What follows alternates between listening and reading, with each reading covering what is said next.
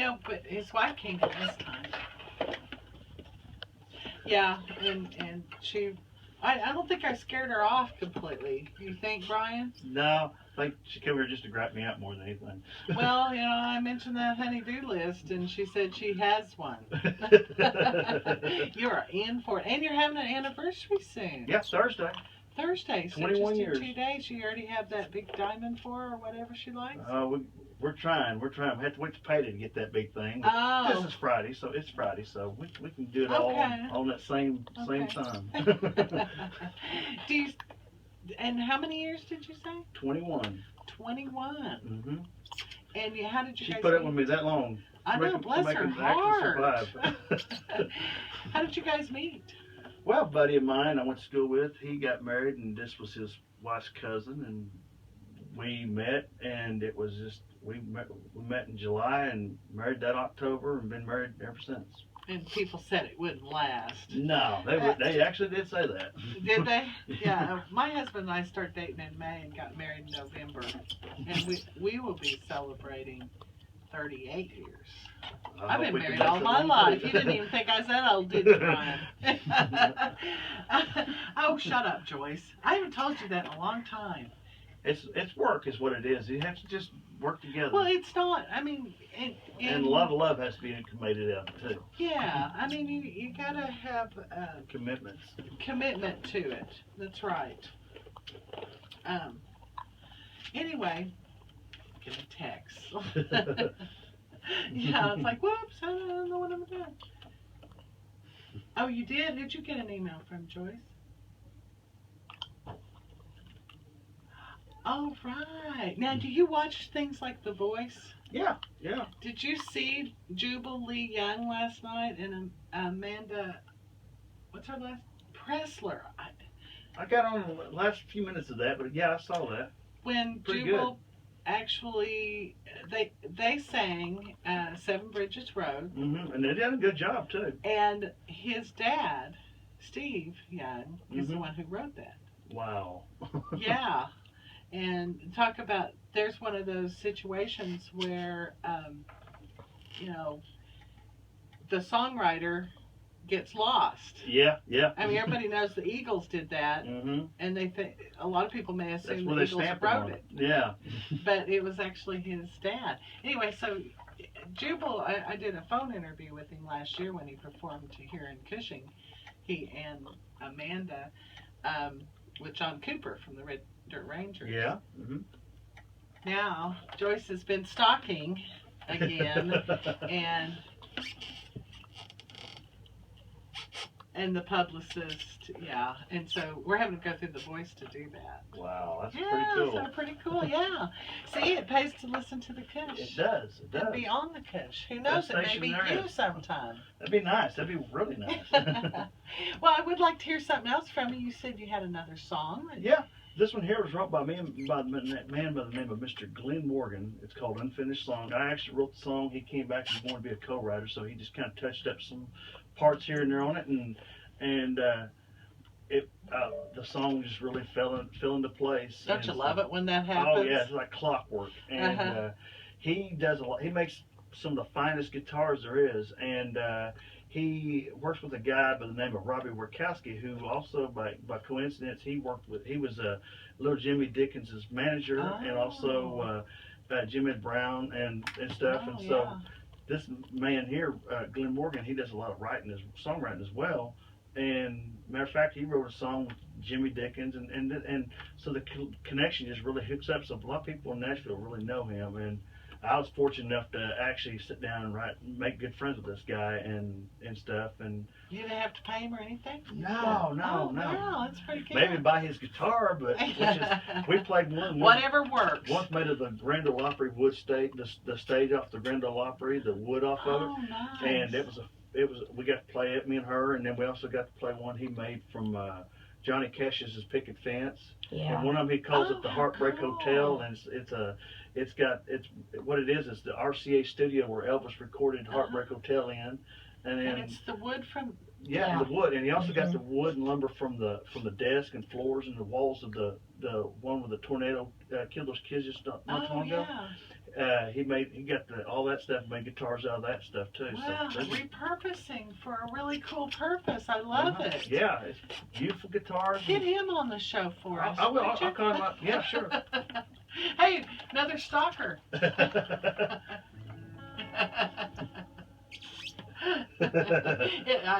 know, that's right. All right.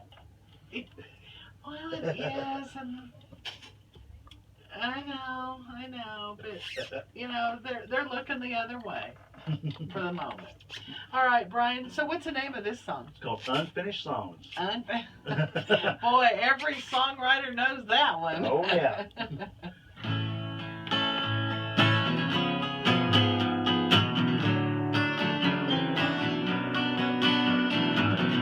Grandpa passed away.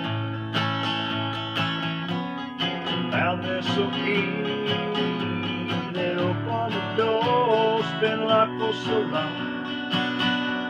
I turned the knob. I turned the lights on, wiped the cobwebs away. What I saw was a locked out door. Grandpa locked away.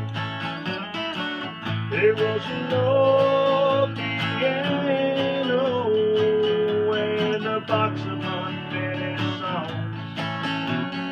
Lifetime love, Grandpa wrote down. Songs about Grandma and the love they found in that old box of songs Grandpa wrote down. Now and then take the time, go through the lines, piecing together all the words line by line. I can feel all the love Grandpa was talking about, how everything in life is a song. There was no piano and a box of unfinished songs. Lifetime of love, Grandpa wrote down. Songs about Grandma and the love they found in that old box of songs Grandpa wrote down. And did you really find a box full of songs that your grandpa wrote? Actually, it all started from a friend of mine who actually said, said, well, I finally found my grandpa's old piano and opened up the seat. There was some songs in there and stuff, and I thought, okay, well, you just gave me an idea, and I just ran off with it. So is that how ideas for songs come to you? Yeah, I could just pick up stuff. I just kind of, a lot of times I use even Facebook for an example. Just kind of go through there, my goodness, find somebody, make a comment, and boom. Facebook. Gives a wide open area to look at. Well, that's true. Now, songwriting, do you find that it comes easy for you, or it's probably easier for me than anything, because I started off with dyslexia, and it just made my handwriting better. It made everything better. Plus, it opens my mind up. I can unlocks all kinds of doors for me to go through. Okay, so do you literally handwrite songs? Or at first, and then I work them out, buff it out, and then. Do you get the words first or the music? Sometimes it's that, sometimes it's music first, sometimes it's just something has to click first, and then once it does that, it opens the door. And work on a melody, or sometimes melody, and then the words fall in. Just there's no actual ingredients. It's just the way it works for you. Yeah. Yeah, and I always like to ask songwriters that, because it fascinates me how songs come to them, and right. I hear a variety of ways. Sometimes, and the easiest ones, and I'm sure you'll attest to this, is the ones that just come to you and it's like they write themselves. Yep, they do. Do you remember the first time that ever happened for you? Lots of times. Okay. That song right there, in fact, it just kind of fell out in my lap, and just there it was. And there it was. Now, who would you like to perform one of your songs? I could see a lot of them. Matter of fact, when I wrote that one there, Glenn said he was going to take it to Garth Brooks. He said he's real good friends with him and everything, and he said him or Gary Allen, and I mean, we'll see. Yeah. Only time will tell. Yeah. Well, that'd be pretty cool if you could get Garth Brooks. Oh, it would be. Really. Because he's oaky too. Be nice to have him on the station too. Oh, well, yeah, if you can get that for us. I'll talk to Glenn. Yeah.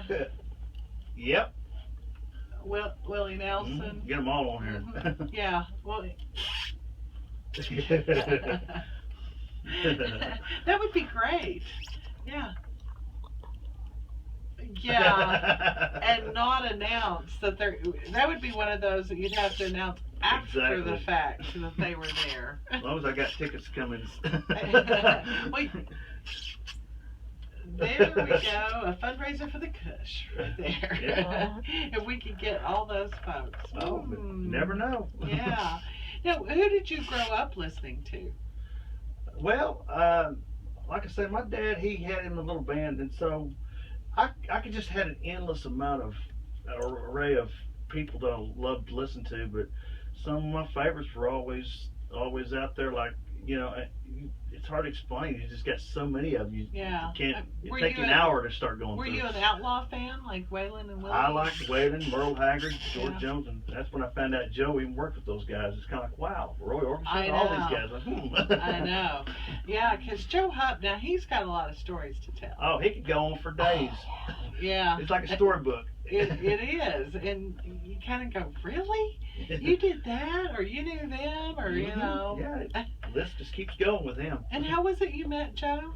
My wife's cousin, she ran an article in the paper that he just moved from Nashville to here, Oh. and they had a number on there, and we just gave him a call, and he started up a little songwriters open mic, and So you pursued. So really, Joyce, he is a stalker, and his wife too.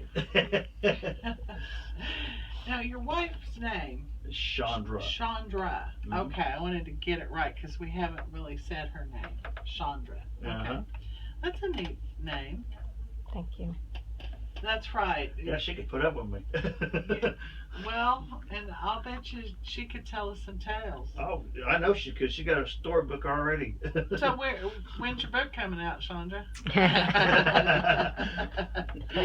The Life of a Musician's Wife. Oh, that would be a story by itself, Yeah. a song by itself. I'll bet you could get a lot of input from some women out there too. It is a different world, isn't it? Yeah. Yeah. 3 o'clock in the morning, I got a song. Does he wake you up like that? When we were a lot younger, married, you know, and Yeah, when our earlier years. married, now you just kind of go, shut up. Shuts the door. Yeah. Mhm. Yeah. Yeah, you would. It'd be. Yeah. You're so nice, Joyce. Well, Bryan, where can you get your music? Right now, you can go to my website at oklahomaboomtownband.com. Okay. And things are there. Now, can Yeah, you I got it on download Reverb them, or you Nation and can- all that stuff, but I started my own website because I thought, well, this is a little bit more professional stuff. Yeah, yeah. Well, and it kind of separates from your personal stuff. So. Yeah, it does. When you can do that. It's got links to all the other stuff, though. Yeah. If you could, where would you like to see yourself in 5 years? I would like to see myself doing things bigger.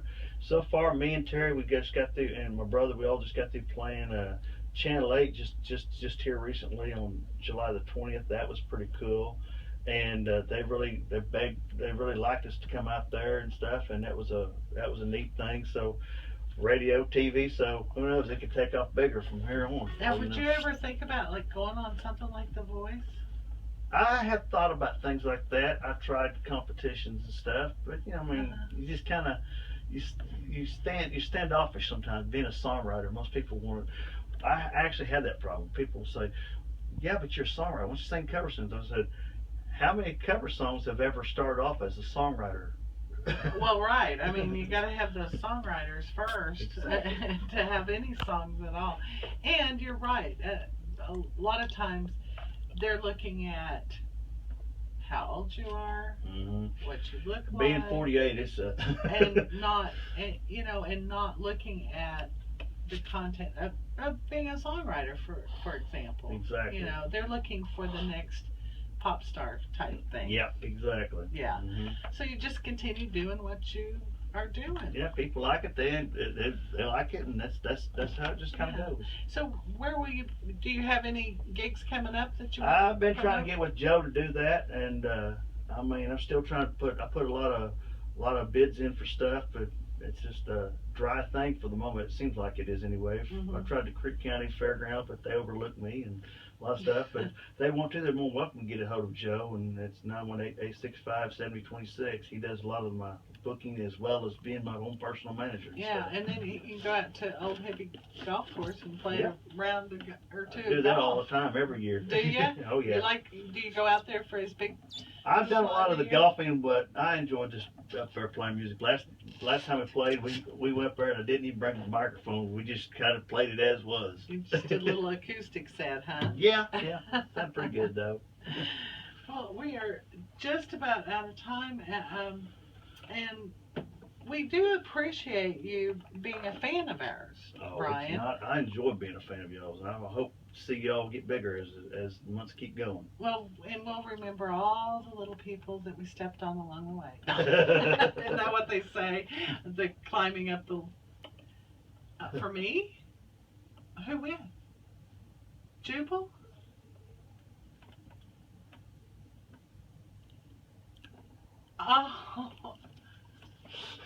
Oh my. Ooh, on the Kush.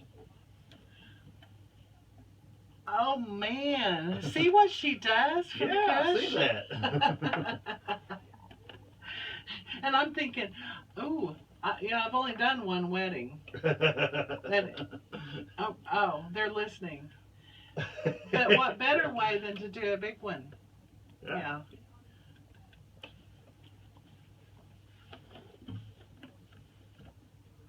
I will be pushing. Matter of fact, I'll put you on the first top part of the website up there. Oh, nice.